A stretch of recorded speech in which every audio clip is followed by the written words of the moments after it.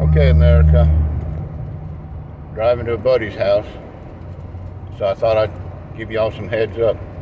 I just want y'all to be made aware because I don't hear any of the experts talking about it. The reason being because I don't watch TV. I don't watch the dronings on from the talking heads who have no experience. I don't listen to the experts who have never been in a physical confrontation. It's one thing to talk about extreme acts of violence, but it's another thing to really believe somebody because they've been involved in extreme acts of violence. Most experts that have the book smarts, and I'm not condemning them. I'm all for book smarts. I'm all for whatever it takes to figure this thing out. It's all part of the equation. But you want to have a successful marriage, talk to somebody that's been married for 55 years to the same woman, not divorced 5 times. Somebody's got all that water under the bridge. Somebody that knows from experience how to love a woman or love a man. Somebody that's been through thick and thin. Those are the ones that have the experience. People that need to cure and solve this dilemma are sitting back silent because they think no one wants to hear what they have to say. Well, I'm going to speak up because I know what I'm talking about. My resume speaks for itself. I can't go into morbid detail about all the extreme acts of violence I've been to. Call the FBI up and ask them when they chased me for 18 months across rock and water in the city of Atlanta. Ask them what my resume speaks of. I know what I'm talking about. All right. So here's what's in store for this next group of shooters. It's going to take them a little bit to catch on.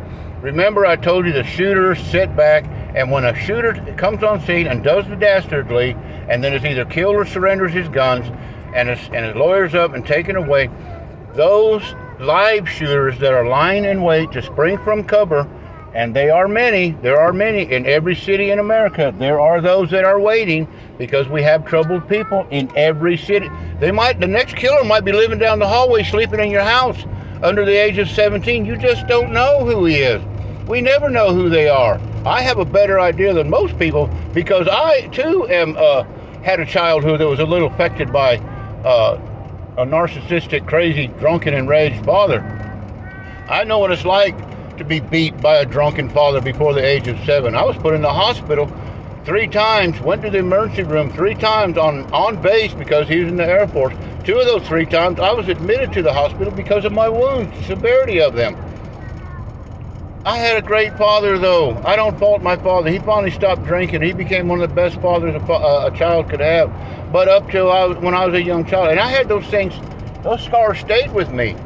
And I had a lot of excuses. I had a lot of voids in my life. I was afraid of love. I was never told I loved you by my father. I'm 63 now. I can honestly say I never heard my father say I love you from his mouth. He said it when he presented me birthday cards, when he talked to me on the phone, but I mean not talked to me on the phone, but sent me letters. He always signed off, "Love, Dad." But anyway, enough of that. Here's what's in store for the next. These shooters that are lying in wait to spring from cover, not every one of them wants to be ended in a blaze of glory, killed, suicide by cop, and gunned down. A lot of them want to live. They want to live through it, and like the Boston bombers, they want to return back to their home or to their hideout or to their lair, turn on the TV, watch CNN report it and the droning's on, and watch all their carnage on TV, and laugh about it, and just be stimulated from the euphoric haze that they enter into. Once this stuff is accomplished and they bring this stuff to fruition, they bring this stuff from the imagination in their minds into real time, into real live time, into the real world. And I'll talk about that later on.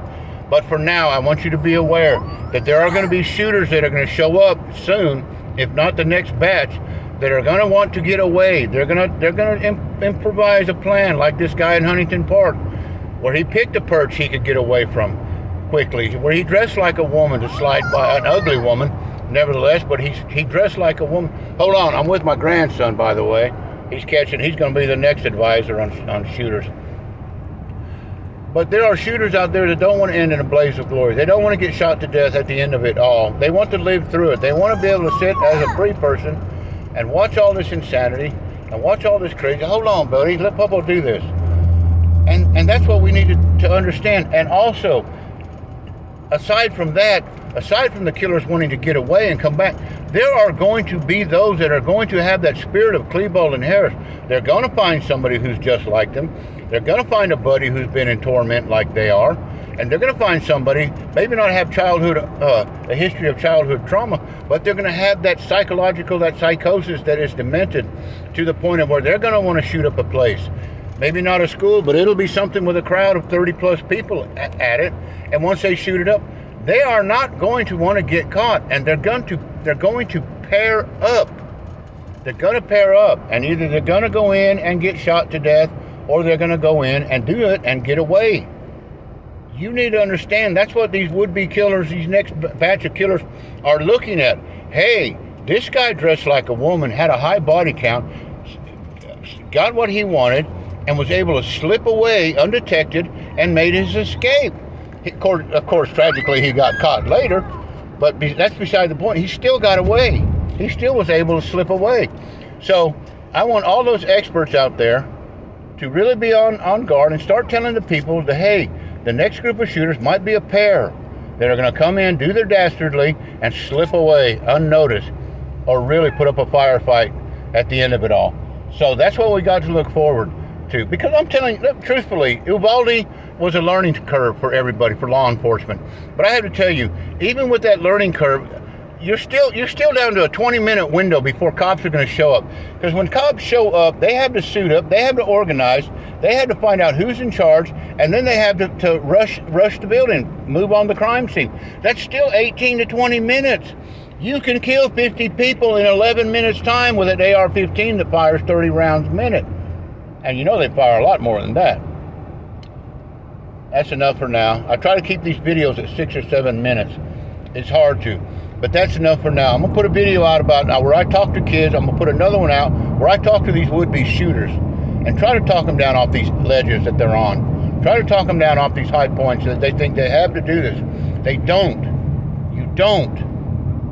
Anyway, and if you think for 1 second I'm giving them the idea of what's going to happen next, God almighty, please, that tells how much you really don't know about these murderers and the murderers' thoughts and the murder intent that is in these young boys and in these men. They've already got this stuff figured out. They have already got it figured out, what they're going to do, when they're going to do it, how they're going to do it, and if they're going to come out of it alive. And thank God there are those that want to live through it all that have, well, that's the only reason they haven't showed up yet. That's enough for now.